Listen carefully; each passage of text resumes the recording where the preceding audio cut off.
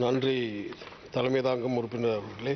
நேற்றைய தினம் தமிழ்நாடு தேர்தலை சந்தித்து முதலமைச்சராக வரப்போகின்ற தமிழக வெற்றி கழகத்தினுடைய தலைவர் விஜய் அவர்களுக்கும் அவரோடு அமைச்சரவையில் வீட்டிருக்கிற அத்தனை அமைச்சர்களுக்கும் எங்களுடைய தமிழ் மக்கள் சார்பான பாராட்டுக்களை தெரிவித்துக் கொள்கிறோம். அதே நேரத்திலே 5 வருடங்கள் ஆட்சி செய்து திராவிட முன்னேற்ற கழகத்தினுடைய தலைவர் தோல்வியை தழுவியிருக்கிறார். அந்த வகையிலே எங்களுடைய மனவருத்தத்தையும் இந்த விடயத்திலே தெரிவித்துக் கொண்டு நேற்றைய தினம் இந்தியாவினுடைய பிரதி ஜனாதிபதி அவர்கள் கௌரவ ராதாகிருஷ்ணன் அவர்களுடைய பிறந்தநாள், அவருக்கும் வாழ்த்துக்களை தெரிவித்துக் கொண்டு மீண்டும் தமிழ் தேசிய கூட்டமைப்பு உருவாக்கப்படவில்லை என்றால் எப்படி தமிழகத்திலே இளைஞர்கள் தங்களுடைய மாற்றத்தை கொண்டு வந்தார்களோ அதே போல இங்கேயும் இந்த எங்களுடைய பிரிவின் காரணமாக எம்பிபி அரசாங்கம் வடக்கு கிழக்கிலே எப்படி கால் ஊன்றியதோ அதே போல ஒரு அபாயகரமான சூழ்நிலையை நாங்கள் சந்திக்க